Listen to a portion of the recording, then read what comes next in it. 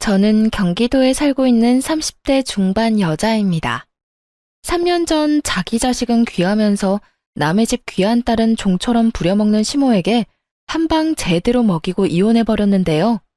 이혼을 해버리고 나니 이렇게 속 시원한 걸 그깟 이혼이 뭐라고 또 사랑이 뭐라고 그렇게 아닌 걸 참고 살았나 모르겠네요. 어쨌든 지금 이혼해서 더없이 만족스러운 삶을 살고 있으니 다 잘된 일이겠죠? 그러면 제 결혼 생활과 이혼에 관한 이야기를 시작해 보겠습니다. 저와 남편은 처음 소개팅으로 만나게 되었어요. 소개팅으로 만나 결혼까지 하게 된 그저 평범한 결혼이었어요. 그렇게 물 흐르듯 시간이 흘러갔고 저희는 어느새 결혼한 지 2년 차가 된 부부가 되었어요. 남편과 사이는 그럭저럭 괜찮은 편이었는데 단 한 가지, 저희 사이에 시누이만 끼었다 하면 다툼이 일어나곤 했어요. 처음부터 남편이 시누이 편만 들었던 건 아니었어요. 처음에 남편은 제 편만을 들어주며 시누에게 내 마누라 괴롭히지 마. 닭살이 돋는 말도 많이 하곤 했는데 시누이가 꽤 사는 집에 시집을 가며 변하기 시작하더라고요. 그 이유는 시누이가 알게 모르게 남편의 일에 도움을 주기 때문이었는데 시누이는 자기 남편을 살살 구슬려 남편의 일에 대해 조언도 하게 해주고 이런저런 도움을 주었다고 하더라고요. 그 덕에 남편은 언젠가부터 이런 말을 달고 살더라고요. 나 매형이 조언해준 덕분에 이번 사업 따는 거 알고 있지? 알고 보니 우리 거래처 사장도 매형이랑 아는 사이라고 하는 것 같더라. 누나한테 조금만 더 잘 보이면 내 인생 더 편해질 것도 같은데. 그러니까 당신도 누나한테 자꾸 뭐라고 하지 말고 잘 보여야 돼. 그런 도움을 받고 나니 남편은 다른 콩고물이라도 떨어질까 싶어 시누이에게 더 잘하기 시작했고 심지어는 눈치까지 살피더군요. 그러면서 자연스럽게 시누이와 제가 부딪히면 저를 홀대하기 시작했고요. 저 역시 시누이에게 무조건 막대한 건 아니었어요. 저 역시도 남편에게 도움을 주니 어떻게 해서든 잘 지내보려고 애썼지만 시누이가 저에게 하는 짓거리는 정말이지 참을 수 없을 만큼 치졸하고 사람 약을 올리는 행동이었어요. 시누이가 처음 저를 화나게 했던 것은 제 물건을 말도 없이 망가뜨리거나 가져가는 행동이었어요. 신혼집에서 가까운 곳에 살던 시누이는 이런저런 이유를 대며 저희 집에 오곤 했는데 사실은 제 물건을 가지고 가려고 그렇게 자주 왔나 싶을 정도로 제 물건을 묻지도 따지지도 않고 마구잡이로 가져가곤 했어요. 큰 건 가방부터 시작해서 작은 건 액세서리용 귀걸이까지 가져갔는데 비싼 건 비싸니 말이라도 꺼낸다고 하지만 몇천 원짜리 액세서리는 말도 못하고 속에서 열불만 터지기 일쑤였어요. 그래도 그때는 남편이 제 편을 들어주곤 했습니다. 아직도 기억나는 사건이 있어요. 시누이는 그날도 저희 집에 방문했고 급하게 집으로 간다며 집을 나서려고 하더라고요. 딱 보아도 지나치게 큰 가방에 무언가를 잔뜩 넣고 말이죠. 그걸 발견한 남편은 가려는 시누이를 붙잡고 이렇게 말했어요. 누나, 뭘 또 가져가는 거야? 내가 뭘 가져간다고 그래. 생사람 좀 잡지 마. 제대로 좀 숨기거나 그런 말을 해. 누나 가방 지금 터질 것 같다고. 제발 그러지 좀 마라. 내가 집사람 보기 창피해 죽겠다고. 돈도 잘 버는 사람이 왜 그렇게 남 물건에 집착을 해? 왜 그렇게 남 물건을 가지고 가냐고. 내가 언제 해? 이건 그냥 예쁘길래 좀 빌려가는 거야. 한여름에 오리털 패딩 입을 일이 뭐 있다고 빌려간다는 말을 해?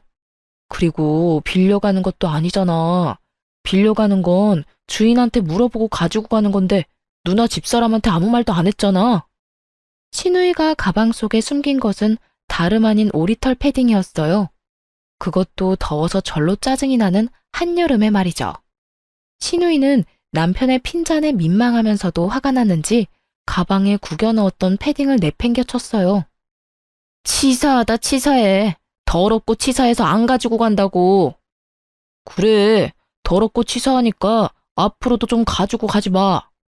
이렇게 제 편을 들어주던 남편이 참 든든했는데 어느새 남편은 제 편은커녕 형님 대변인 노릇만 하는 사람이 되었더군요. 그날도 형님이 다녀갔고 전 이런저런 집안일을 하느라 형님에게 잠시 시선을 뗀 사이 또 제 물건을 가지고 갔더라고요.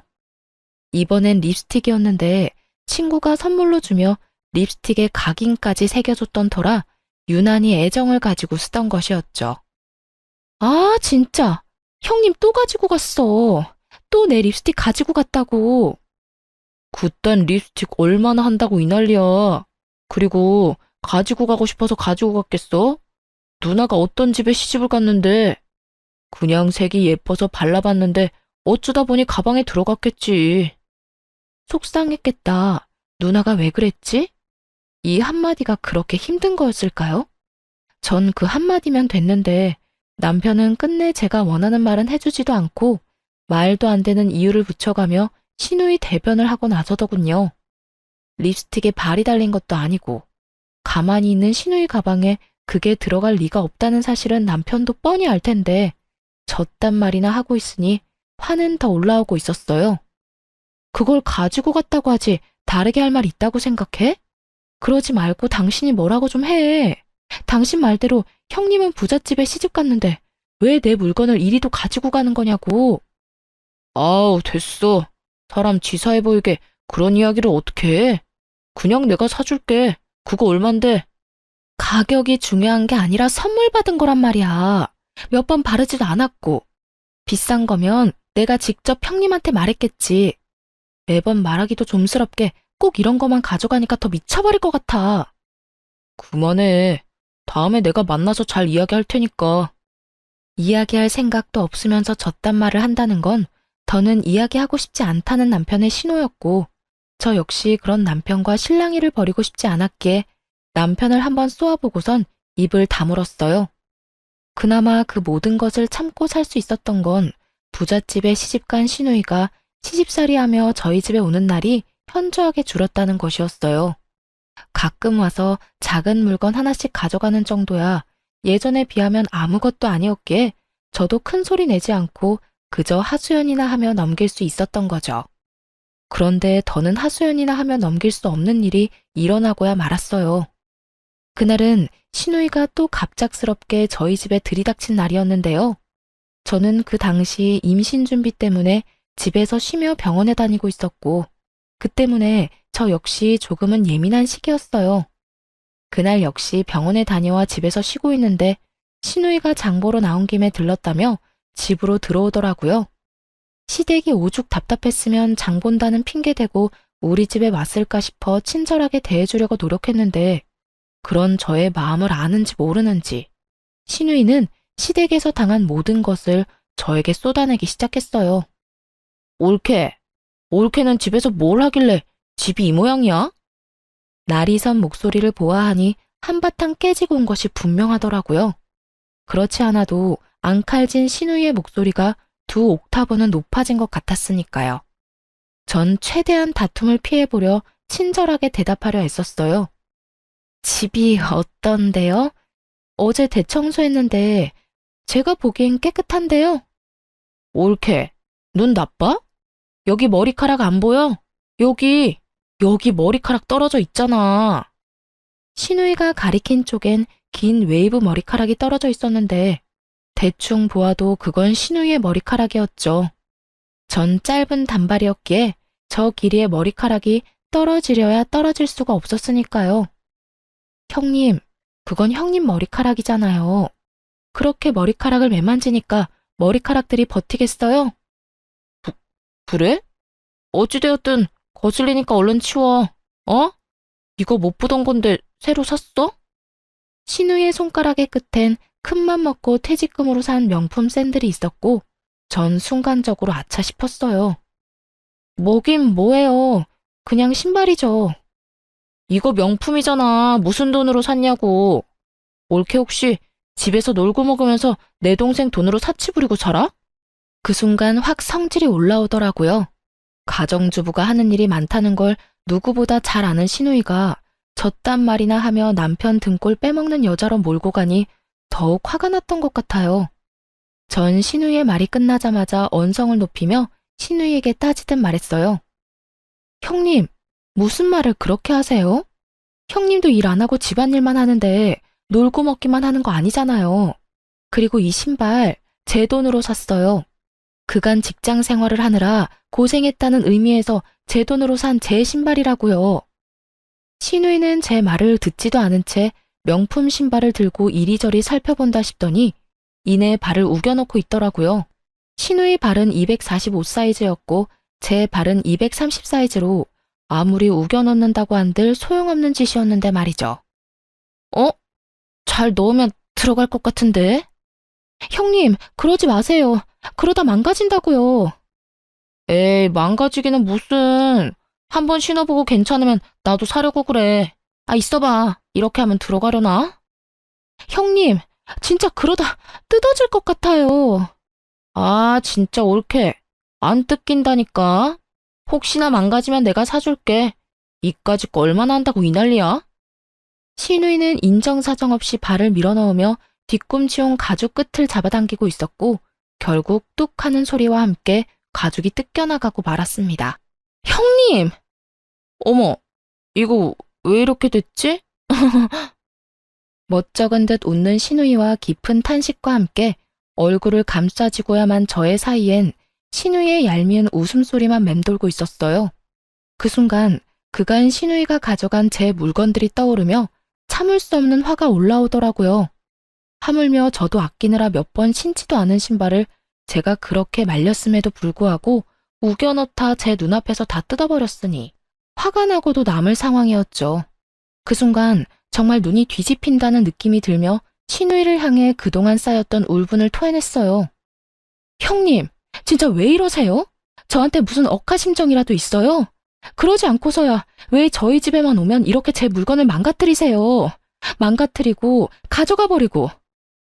형님, 저번에 제 명품 가방 말도 없이 가져가서 저하고 싸웠던 건 기억하죠? 그땐 뭐라고 했어요? 이제 제 물건은 더럽고 치사해서 쳐다도 안 본다고 하지 않았어요? 그 뒤로 어떻게 하셨어요? 그 뒤로 내가 뭘 어쨌는데. 난 그 뒤로 아무것도 안 가져갔어. 이거 왜 이래? 동서 그 정도 피해의식이면 병적인 거야. 병원에 가봐. 생사람 잡지 말고. 신우이는 제가 아무것도 몰라 아무 말도 안 했다고 생각하는지 딱 잡아떼며 저를 무슨 정신병이라도 걸린 사람 취급을 해대더라고요. 저는 그 모습에 더 화가 나 더럽고 치사해서 말하지 못했던 물건들을 집어주며 신우이에게 따져 물었죠. 병원은 형님이 가보셔야죠. 그 정도면 제가 아니라 형님이 무슨 문제가 있는 거라고요. 립스틱, 향수, 머리핀, 스카프 등등. 뭐라고 하기엔 치사한 것들만 골라서 하나씩 가져간 거 제가 몰라서 참고 있는 줄 아세요? 말 그대로 그런 걸로 입대기 더럽고 치사해서 안 한 거예요. 그런데 오늘은 이게 뭐예요? 제가 하지 말라고 분명 말했잖아요. 아니, 옳게. 진짜 말 너무 심하게 한다. 내가 무슨 도둑년이야? 내가 또 언제 내 동생 집에만 오면 동서 물건을 가지고 갔다고 그래. 그러면 아니에요? 올 때마다 꼭 하나씩은 가져가시잖아요. 아니거든. 몇 번 안 가지고 갈 때도 있었거든. 언제요? 있긴 있었죠. 저나 남편한테 딱 걸려서 안 가지고 간 게 아니라 못 가져간 적은 여러 번 있긴 하죠. 옳게. 진짜 그런 식으로 말할 거야? 알겠어. 내가 더럽고 치사해서 옳게 물건은 쳐다도 안 볼 거야.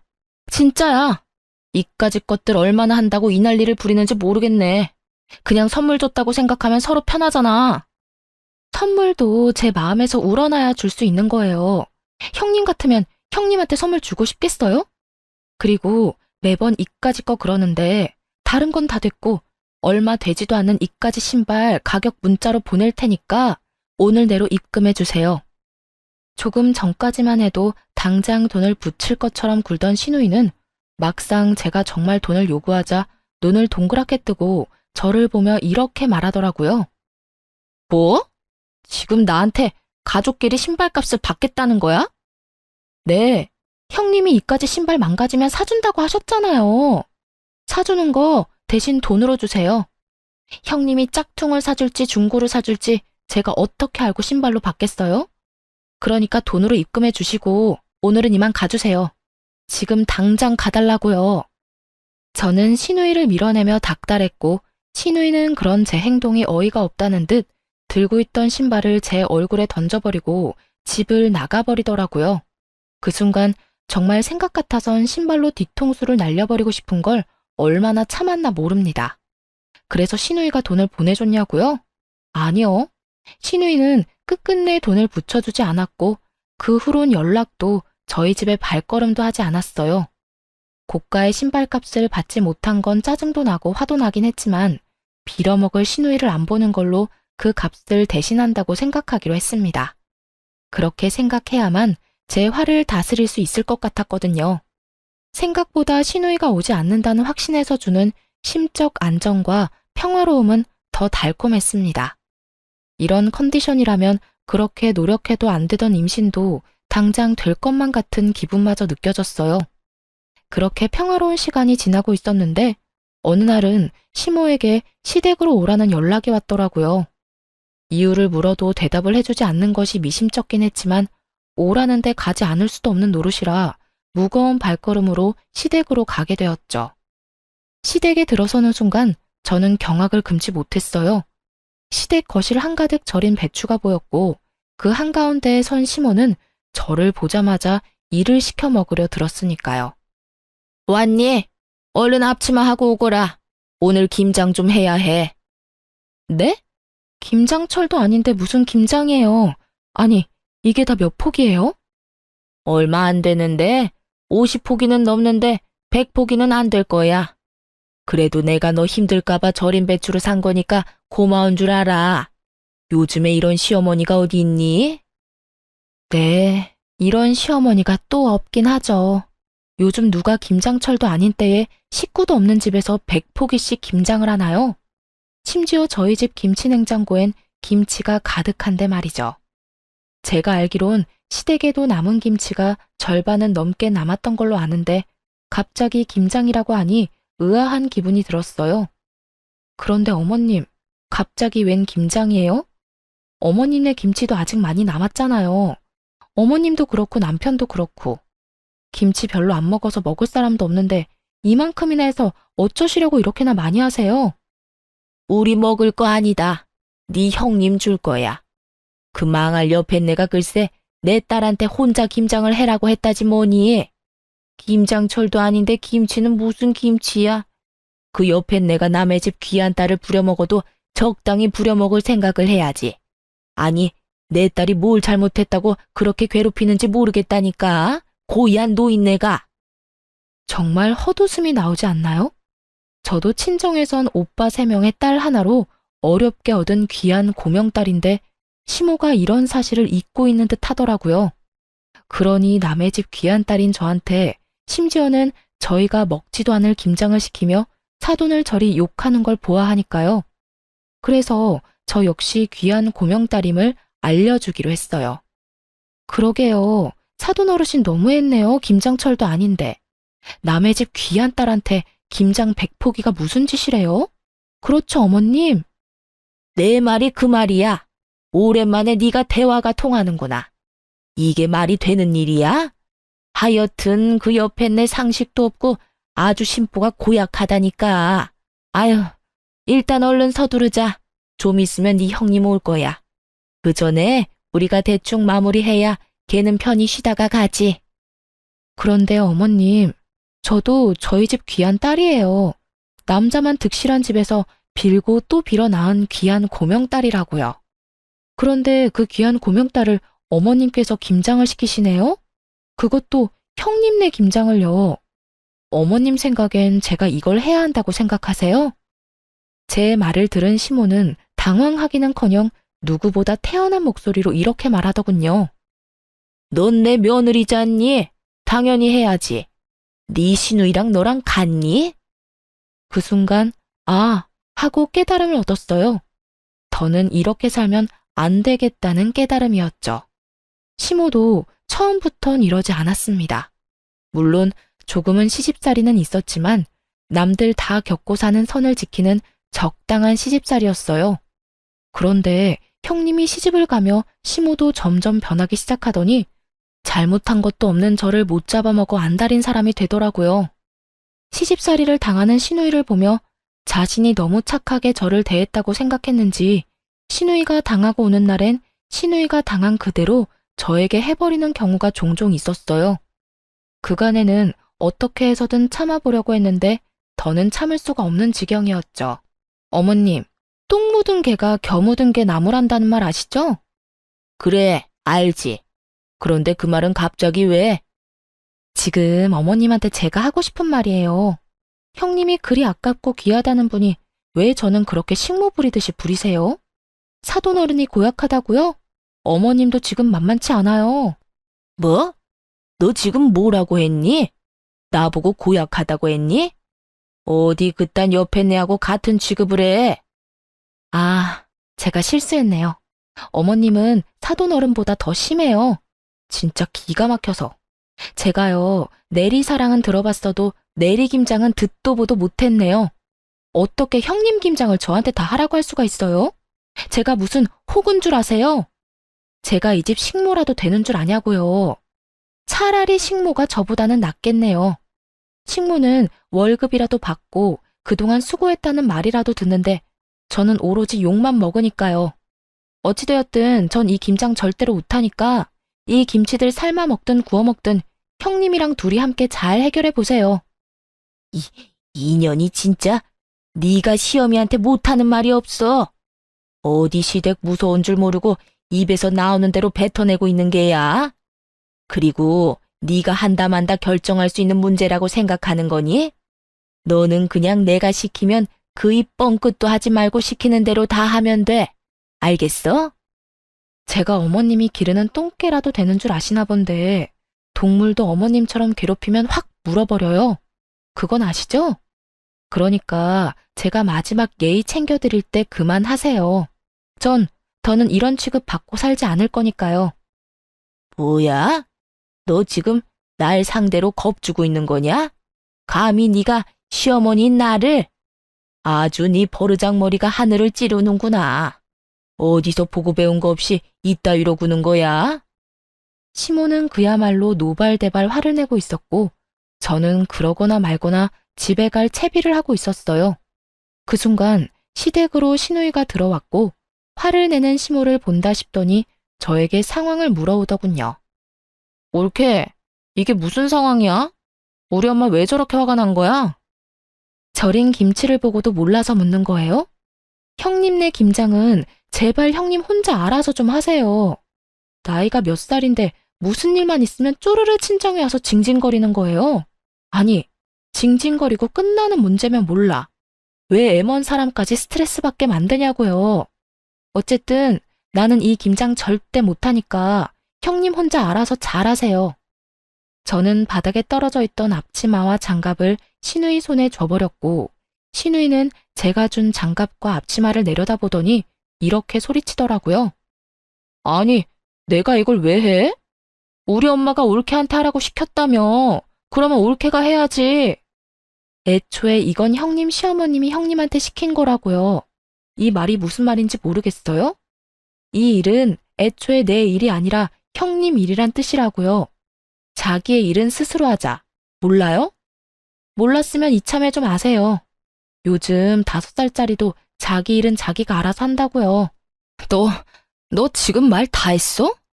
내가 5살짜리 애보다 못하단 이 뜻이니?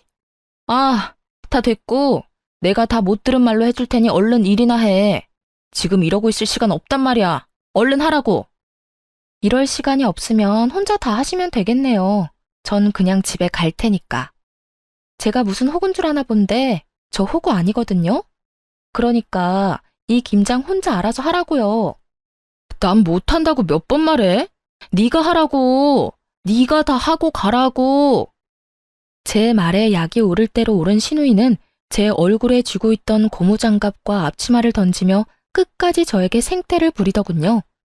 처음도 아니고 2번이나 시누이가 던진 물건에 얼굴을 맞아버리니 화가 치솟아 오르며 이대로 가만히 있으면 안 되겠다는 생각을 했어요.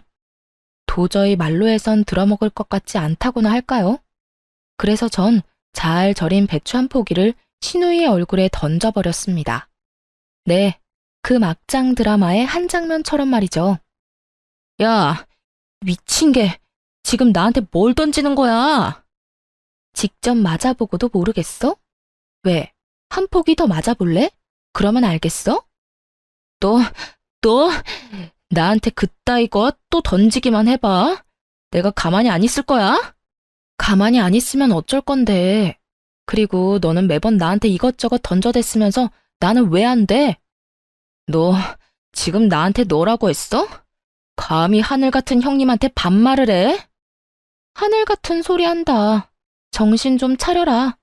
하는 짓거리는 땅보다도 못한 짓을 하면서 하늘 대접은 받고 싶어 하는 게 말이 된다고 생각해?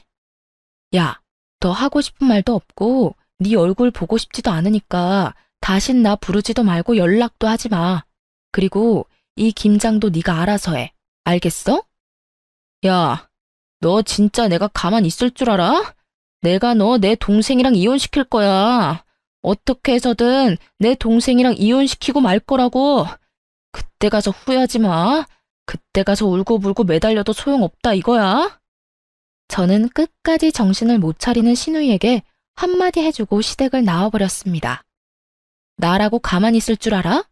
너 한 번만 더 이딴 짓 시키면 내가 네 시댁에 찾아가서 그 잘난 사돈어른한테 네가 어떤 인간인지 다 말해줄 거야. 알겠어? 그때 가서 너나 후회하지 마. 나는 네가 내 앞에서 무릎 꿇고 울고불고 빌어도 눈도 하나 깜짝 안 할 거니까. 전 그대로 뒤를 돌아 집으로 돌아왔고 샤워를 한 후 소파에 앉아 화를 식히고 있었어요. 찬물로 샤워를 했는데도 얼마나 화가 났는지 열기가 식지 않더라고요. 가만히 앉아 아무리 생각해도 남편 놈은 시댁 편이나 들 것이 뻔했고 이제는 결정을 내려야 한다는 생각이 들었죠. 시댁 문제만 아니면 남편과 싸울 일도 없을 뿐더러 오히려 사이가 좋았던 편이라 이혼을 생각한 적은 있었지만 그건 다들 한 번씩은 하는 홧김에 잠시 해보는 생각일 뿐이었어요. 하지만 그런 일까지 겪고 나니 더는 이렇게 살고 싶지도 않았고 이 괴롭힘이 줄어들기는커녕 점점 심해질 것이 분명하니 이혼을 처음으로 진지하게 고민하고 또 생각하게 되었죠. 만약 남편이 이 순간의 행동을 똑바로 해준다면 시댁의 발길을 끊고 신우이와 연을 끊는 것으로 마무리하겠지만 그렇지 않다면 이혼해야 한다는 쪽으로 마음이 기울고 있었어요. 그런 생각들을 하며 저는 남편을 기다렸고 8시가 넘어도 온다 간다 소식이 없던 남편은 10시가 넘은 시간에 집으로 돌아오더군요. 그런데 남편은 혼자가 아니었어요. 잔뜩 굳은 표정을 한 남편의 뒤로 짐을 가득 들고 들어오는 신우이가 따라 들어오더라고요. 저는 또 이건 무슨 상황인가 싶더라고요. 맨몸으로 신우이가 왔다면 따지러 왔다고 생각할 수도 있겠지만 짐을 들고 들어오니 불안하면서도 의아했어요. 뭐야? 형님은 우리 집으로 들어와? 몰라서 물어. 오늘 당신이 누나네 김장 안 해줬다며. 누나랑 엄마 둘이서 그 많은 김장을 어떻게 해? 누나는 김장해 본 적도 없고 엄마는 나이가 있는데. 그래서 집에서 쫓겨났어. 그 할망구 진짜 너무하는 거 아니야? 아무리 그렇다고 해도 어떻게 사람을 쫓아낼 수 있어? 그래서 우리 집에 데리고 온 거라고? 앞으로 우리 집에서 살려고? 그러면 어떡해. 당신 때문에 모든 일이 이렇게 됐는데 우리가 책임져야지. 평생은 아니고 조만간 그 집에서 다시 부르면 돌아가면 되니까 그때까지만 좀 같이 살자. 내가 진짜 마지막 기회 준다고 생각하고 묻는 건데 이 모든 게 나 때문이라고 생각하는 거야? 그러면 누구 때문인데? 다 당신 때문이잖아. 그까지 김장 좀 해주면 되지. 왜 안 해줘서 이런 상황을 만들어? 그리고 당신 우리 누나 절인 김치로 싸대기까지 날렸다며? 내가 진짜 그 이야기 듣는데 내가 다 화가 나더라. 여러모로 당신이 잘못했으니까 당신도 아무 말 하지 말고 누나한테 잘못했다고 빌어 얼른. 그렇게 남편 놈은 마지막 기회마저 날려버리는 소리를 해대고 있었고 그 순간 잡고 있던 모든 끈이 끊어져 나가는 소리가 들리더군요. 신발 벗지 말고 너도 나가. 참 많이도 고민했는데 남편의 말을 듣는 순간 길었던 고민에 비해 결론은 빠르고 명확하게 결정되더라고요. 그래서 신발도 벗지 않은 두 사람에게 나가라고 소리쳐버렸고 남편과 신우이는 놀란 토끼 눈으로 저를 바라보더군요. 단연 놀란 것은 남편이었는데 아무리 싸워도 이런 말은 한 번도 하지 않았던 저였기에 순간 잘못 들었나 하는 눈빛을 보내며 다시 물어오더군요. 어? 뭐라고? 너도 나가라고. 설마 쫓겨날 수도 있다는 걸 단 한 번도 생각해 본 적 없다는 억울한 눈빛이길래 다시 한번 분명히 말해줬어요. 사돈이 너무한 게 아니라 네가 너무하네. 뭐? 그 김장을 내가 다 해줬어야 한다고?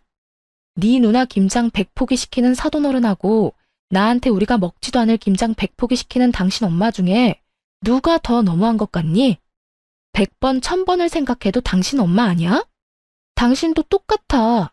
어떻게 나한테 그딴 식으로 말할 수가 있어? 난 더는 너 같은 인간이랑 살 생각도 없으니까 나가라고. 제가 소리를 질러대자 신우이가 나서 동생 편을 들며 화를 내기 시작했어요. 야, 너 진짜 오늘 미쳤어? 아까 엄마 집에서도 미친 사람처럼 굴더니 지금 또 이러네? 네가 뭔데 내 동생한테 나가라 말아야. 너 정신 못 차려? 누가 누구한테 혼수질인지 모르겠네 진짜. 야, 정신은 너나 차리고 내려놓은 짐이나 다시 챙겨서 나가기나 해. 신우이는 급기야 참을 수 없다는 듯 욕설을 쏟아내기 시작했고 전 그런 신우이에게 녹음 중인 휴대전화를 보여주며 이렇게 말했어요. 이거 다 녹음 중이거든? 그러니까 내 신발값은 너한테 받을 위자료로 대신할게. 무슨 뜻인지 알지? 내가 너한테도 소장 보낼 거란 이 말이야. 그러니까 그 잘난 시댁 도움을 받든 그 애틋한 친정 도움을 받든 해서 준비 단단히 해두는 게 좋을 거야. 난 무슨 수를 써서라도 너한테 위자료는 받아낼 테니까 말이야. 제가 이렇게까지 하자 남편은 그제야 상황의 심각성을 인지했는지 목소리 톤을 급하게 낮추며 이렇게 말하더군요. 여보, 진짜 왜 이래? 정말 당신 이혼이라도 하려고 이러는 거야? 그래서 나보고 정말 이 집에서 나가라고? 그까짓 김장이 뭐라고 이렇게까지 하는 거야? 일단 흥분을 좀 가라앉히고 나랑 천천히 이야기 좀 해, 어? 그까짓 김장이 뭐라고 상황을 이렇게 만든 사람은 내가 아니라 당신 식구들이거든? 오늘 이 상황까지 오는 동안 내가 뭘 잘못했길래 왜 다들 날 못 잡아먹어서 안달이야? 그래, 당신 화난 거 다 알겠고 다 이해하니까 일단 나랑 차분하게 이야기부터 하자. 이혼은 아니지. 이런 걸로 무슨 이혼을 해. 이제서야 이해를 한다고? 그 이해 참 빠르기도 하네. 그런데 어쩌냐? 난 참을 만큼 참았고 더는 참을 노력도 인내도 남아있지 않으니까 그냥 이혼해. 이런 일로 이혼이 될지 안 될지는 법원에서 가려줄 테니까 그냥 이혼하자고. 그리고 이 집에서 당장 나가. 저는 남편과 신우이를 밀어냈고 신우이는 끝까지 못 나간다며 되려 저에게 나가라며 고함을 고래고래 질러대더군요. 야, 밀지 마. 밀지 말라고. 그리고 나가려면 네가 나가야지 왜 우리가 나가? 여기 내 동생 집이거든? 난 절대 못 나가니까 네가 나가. 야, 땡전 한 푼 없는 네가 시집은 어떻게 갔을 것 같은데? 아, 우리 시댁에 돈 없는 거 너도 뻔히 알지 않아? 네 시집 자금 우리 집에서 나온 거야. 아니, 정확히는 네 동생 돈이겠네. 네 동생이 네 시집 자금 대준 대신 이 집 명의 내 명의로 해줬다 이거야. 어차피 이 집 마련할 때 내 돈이 더 많이 들어가서 나한테 지분이 더 많긴 했지만 이젠 온전히 내 집이란 이 말이지. 그러니까 당장 꺼져. 네, 그래요. 신우이는 시집 갈 때 모은 돈이 별로 없었고 시댁에서도 도와줄 형편이 되지 않았어요. 어떻게 해야 할지 고민이 많던 시기에 남편이 신우이의 시집 자금을 주게 된 것이었죠. 거기엔 제 돈도 적잖게 들어가 있던 터라 신우이에게 자금을 주는 대신 집 명의를 제 앞으로 돌려주었던 것이었어요. 이게 정말 사실이야? 너 집 명의 쟤한테 넘겨줬어? 너 미쳤어? 집을 넘겨주면 어떻게 해? 이제 우리 어디 가서 살려고? 그러면 어떻게 하냐? 누나가 그때 돈 내놓으라고 난리 부렸잖아. 나한테 그런 큰 돈이 있을 리도 없고 있다고 한들 집사람이랑 같이 모은 돈뿐인데 누나 시집은 보내야 하니까 그랬지. 나라고 뭐 집까지 넘기고 싶어서 넘긴 줄 알아? 야, 그러게 내가 집사람 좀 적당히 괴롭히라고 했잖아. 그러다 나 이혼당하면 큰일 난다고. 집까지 넘긴 줄은 몰랐지. 그런 사실은 빨리 말했어야지. 나는 누나 속상할까봐 그랬지. 그리고 누나가 부잣집 시집 갔으니까 언젠가는 다 돌려줄 거라고 생각하기도 했고, 누가 이렇게 될 줄 알았나? 이제 어떻게 해? 우리 진짜 어떻게 하냐고. 그제야 모든 사실을 알게 된 신우이는 망연자실한 얼굴로 중얼거리고 있었고, 전 그런 두 사람을 있는 힘껏 밀어 집에서 내쫓아 버렸어요.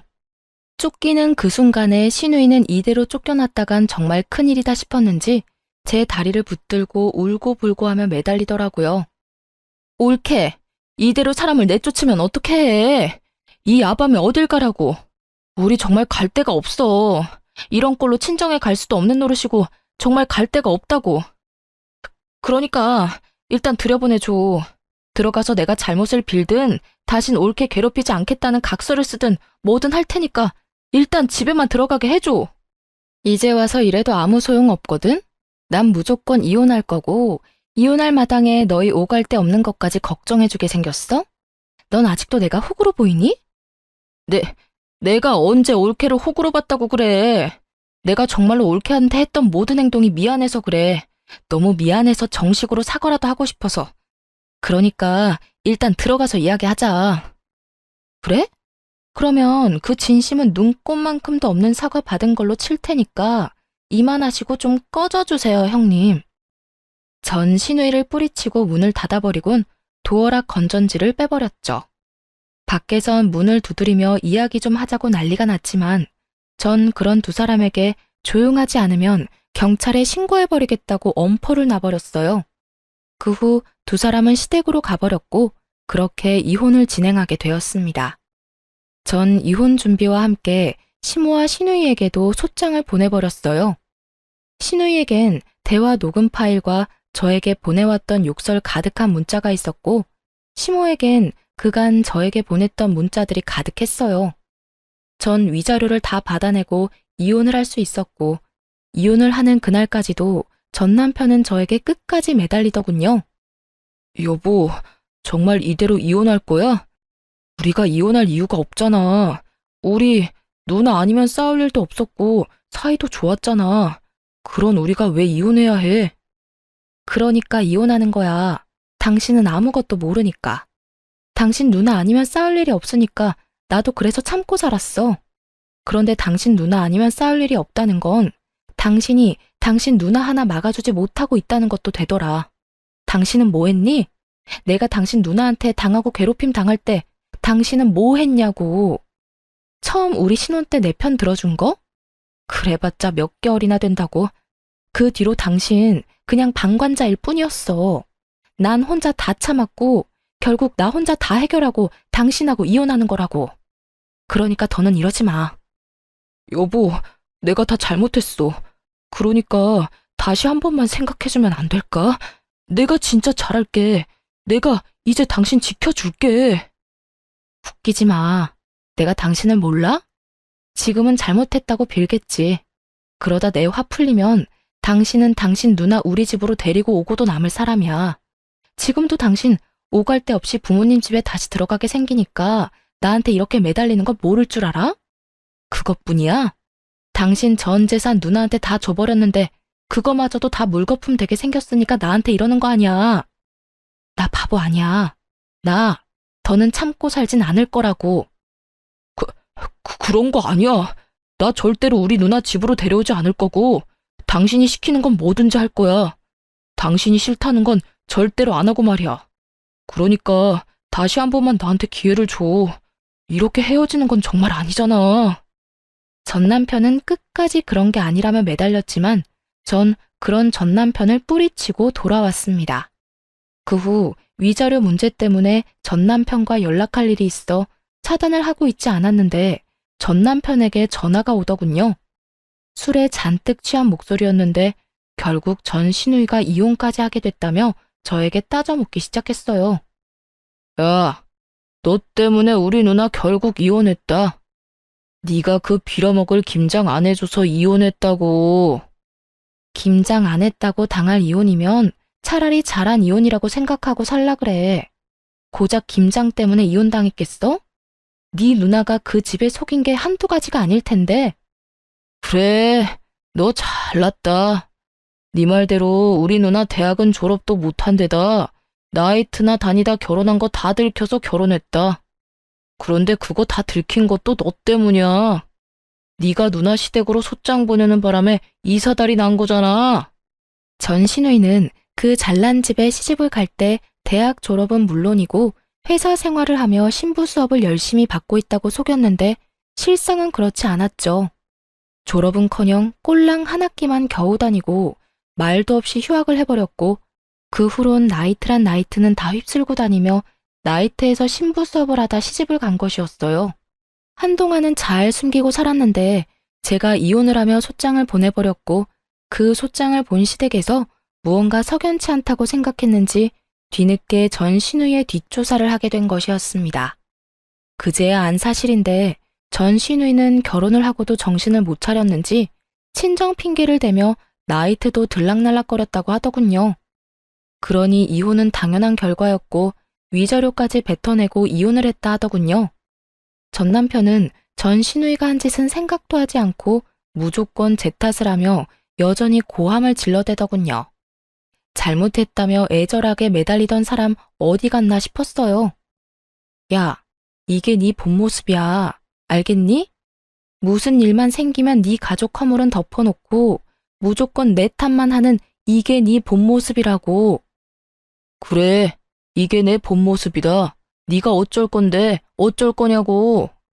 그리고 너 우리 누나 어떻게 할 거야? 우리 누나 어떻게 책임질 거냐고. 우리 누나 다시 매형이랑 붙여줄 거 아니면 우리 누나 위자료라도 내놔. 돈이라도 내놓으라고. 너 진짜 제정신 아니구나? 내가 왜 돈을 줘야 하는데? 네 누나가 내 물건 훔쳐간 것만 생각하면 위자료 말고 주머니 속 10원짜리 하나까지 다 쓸어오고 싶은 심정이야, 내가. 그런데 나한테 돈을 내놓으라고? 나한테 헛소리 좀 하지 말고 술에 취했으면 잠이나 자고 정신이 아프면 병원이나 가. 요즘 정신병원 다니는 거 부끄러운 일도 아니니까. 야, 너 지금 나한테 정신병원 가라고 했냐? 너 지금 나 미친 사람 취급한 거냐고. 지금 꼴이 딱 미친 사람 꼴이잖아. 다 당신 생각해서 하는 말이니까 병원은 꼭 가봐. 상태가 심각해 보인다. 그리고 다신 나한테 연락하지 마. 끊을게. 전화를 끊어버린 저는 바로 전 남편을 차단해버렸고 위자료에 관련된 모든 사항은 변호사께 위임하며 잘 마무리하게 되었습니다. 그 후 들려오는 소식엔 전 남편과 이혼당한 전 시누이는 전 시댁으로 들어갔다 하더군요. 전 시모 속도 알만하더군요.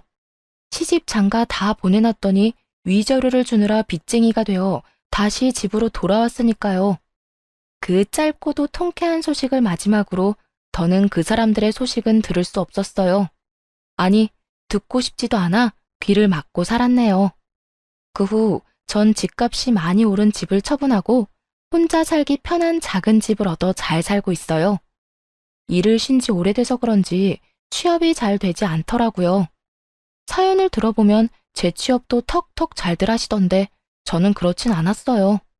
그래서 엎어진 김에 쉬어간다고 생각하며 휴식기를 보내며 미래를 고민하게 되었고 고민한 결과 작은 가게를 차리게 되었어요. 요즘엔 어느 정도 자리를 잡아 떵떵거릴 만큼 돈을 많이 버는 건 아니지만 생활에 무리 없을 만큼은 벌며 잘 지내고 있습니다. 전 앞으로도 이렇게 소소하게 지내며 큰 욕심 부리지 않고 그저 평범하게 살아보려고 해요. 이렇게 살아가다 좋은 사람이 생기면 연애도 다시 하고 꿈이 생기면 그 꿈을 위해 또 노력하며 살아가려고요. 가끔 저에게 이혼한 걸 후회한 적이 없냐고 묻는 사람들이 간혹 있는데요. 저는 그럴 때마다 이렇게 대답합니다. 왜 진작 이혼하지 않았을까? 그 후회는 한다고요. 이거 하나만 빼면 우리 부부 사이엔 아무 문제가 없는데라는 말은 그 하나를 해결하지 않아 우리가 계속 싸우고 있음을 너무 늦게야 깨달은 것이었죠. 어쨌든 전 이혼을 하고 난 후 후회는 해본 적도 없고 지금 살아가는 이 삶에 만족하고 행복하답니다. 이로써 저의 사연도 끝이 났습니다. 지금까지 긴 사연 함께 해주셔서 감사합니다.